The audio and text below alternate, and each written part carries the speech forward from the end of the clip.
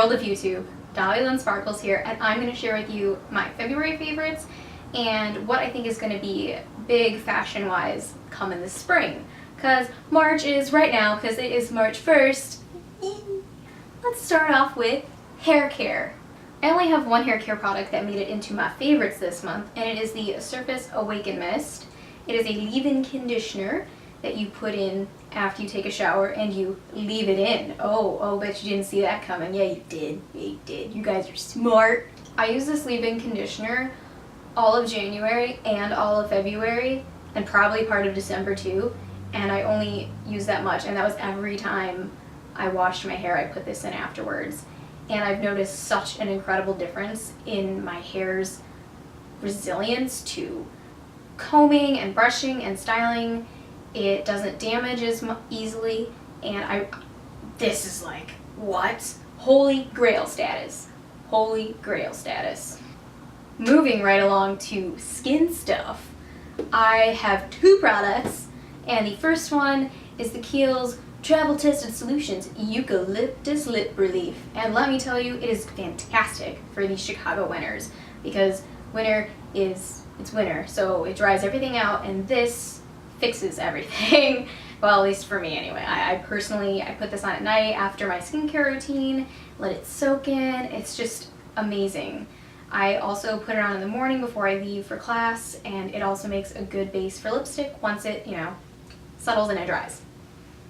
If you saw my last video, you know that this lotion is on point. It is so moisturizing. I wear it every night on my hands and arms and elbows and shoulders. It smells so relaxing. It's not overly coconut. By the way, it's Oahu Coconut Sunset from Bath & Body Works.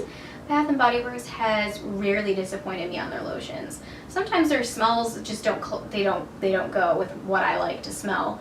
But when it does, nailed it. Oh, I love it. I have really sensitive skin, as I've said before in other videos, so I have come to find my holy grail face skincare is the Kiehl's Ultra Facial Cleanser. It's really gentle, and the Glytone Mild Gel Wash. This one, for me, it does more of the taking care of the preventing pimples, and my dermatologist recommended it to me, and it wasn't prescribed, it's not a prescription, but I think it's one of those things you have to get through a dermatologist. So it's also kind of like how certain hair products you can really only get at the salon. That's the best way I can come up with that. But I use this one night and this one the other, because this is really nice. I really like it. You only need a little bit, and it doesn't foam up a lot, but it gets all the makeup off, and it's really refreshing. It doesn't strip your face. It's nice. And I have also really been enjoying some other Kiehl's products, like I mentioned the lip product. I'm trying out some samples that I got with this, and they come in little packets, and what I do is I put them in eye contact cases that have been cleaned out, and that way I can keep the sample for longer, and I can really see and get a feel for it. Side story, because everybody loves a good side story. I had a pair of one of my jeans, it got ruined, but I went to go get new jeans at Zara, and I got the really stretchy jeans, which I haven't worn more than just trying them on, so maybe I'll have that in an upcoming favorites video. But I also found this at Zara, and it's perfume. I never thought to look for perfume at Zara, but now I will. To give you an idea of what kind of scent range this is in, this is a little more spicy, a little more incensey than Armani Code for Women. I love Armani Code for Women and this one because they're both sultry and just really great scents that I think most people would wear at night, but I wear anytime because I just love it. So it comes in this little glass jar, and it's got the little whoop, and you just spray it on. Did I not say what it's called? I didn't say. It is Zara's Black Amber Special Edition. So I'm pretty sure Special Edition means that it's probably also limited time, so go out and get you some of this because it is so good. I really like it. I've also already been complimented on it about 3 times, and I've only worn it once, so there you go. Now, one of my favorite parts of my favorite videos, makeup. First things first. This is also holy grail status. I have never ever spent this much money on a foundation, and I always thought it was ridiculous and crazy, but this foundation, the Luminous Silk Foundation from Giorgio Armani, is makes me feel just flawless in my skin. It is the right shade. First off, you go to the counter and you get matched, because if you're trying to do it on your own online like I did at first, it's hard, and I didn't want to spend that much money on foundation if I didn't get the shade right. So I went to my store downtown in Chicago by Water Tower. Give a little shout out to, I think her name was Elizabeth or Beth, who helped me out and really explained to me about this product and how it's very buildable, but it doesn't cake on. And it's so true. I'll put just this on and walk out the door, and I don't need any other makeup because it's that good. Like, I really like it. Well, I might wear lip gloss or something like that. It comes like this, and it has a little pump, which I love the pump. And it's not the kind of pump that like you can't control how much comes out. You really only need like a dot, and it covers your whole face. But like I said, it's buildable, so if you want to like build up and just have a little more coverage, more of that look, it's doable. You just have like half a pump. You can decide how much you want, and that is great. It's so awesome.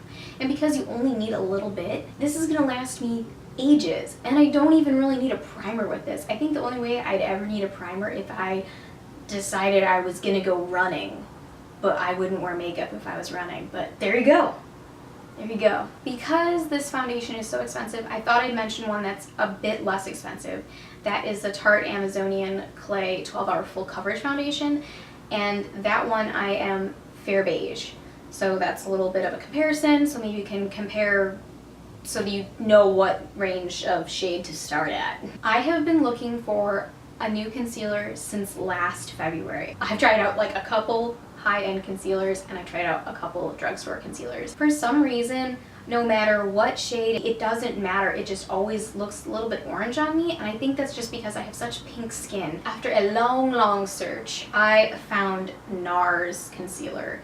Again, it's a little bit more expensive, but again, you only need a little bit, and it does the job. It does what it's supposed to do, and it doesn't make my under eyes look weird. It doesn't make them look bumpy or creasy. I have the shade Light to Vanilla. I always prefer when someone tells me what shade they're using of foundation or concealer, so that I can compare to see if it's something that would be good for me or if I would need to go up or down a shade.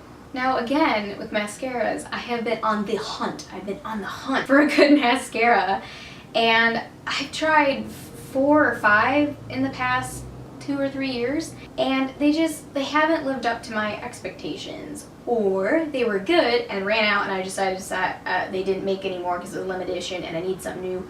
Boom, waterproof doll eye mascara from NYX. This stuff is cool. I'm wearing it right now, and this is the first mascara that I've had in quite a while that doesn't, you know, leave little flakes everywhere after you've been wearing it for a while. It doesn't do that, which really surprised me. It was about $9 US dollars. That's middle of the road, I think, for drugstore mascaras.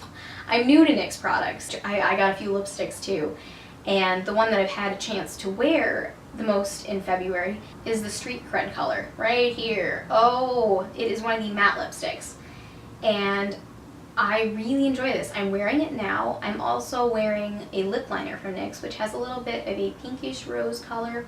I'll link it down below. And I'm also wearing TopShop's pale pastel pink color with this. I have this color on the inside. I have the pale pink kind of around the outside. If that makes sense. It makes sense to me, so I hope it makes sense to you, because that's all I got. I really look forward to trying out the NYX lipsticks, and I did get one of their lip glosses, which is great too. The cupcake one. That's an honorable mention because it's over there. So I have a couple more lipsticks from them that I purchased, and I will be giving them a go coming up, so I'll let you know how I like those.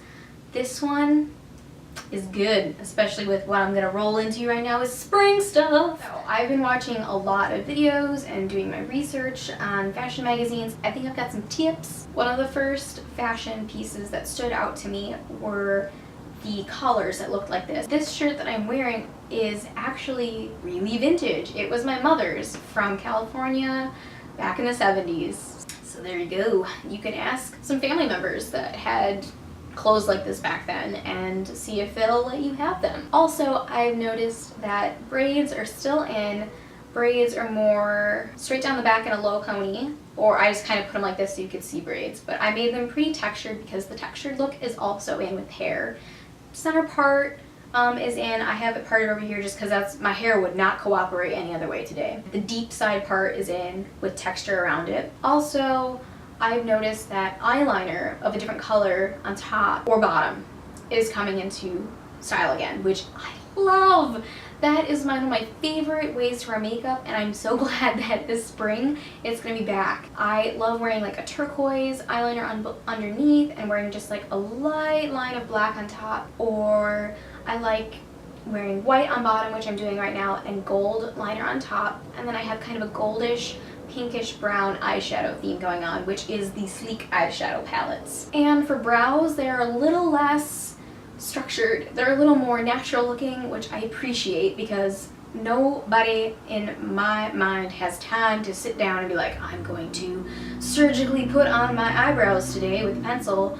I don't have time for that. So leaving it all natural or just like this with just a little bit of touching up, yeah, that's good. It's good. I like that. I've also seen for spring and for the upcoming year that contouring is gonna go take a notch back, take a notch down.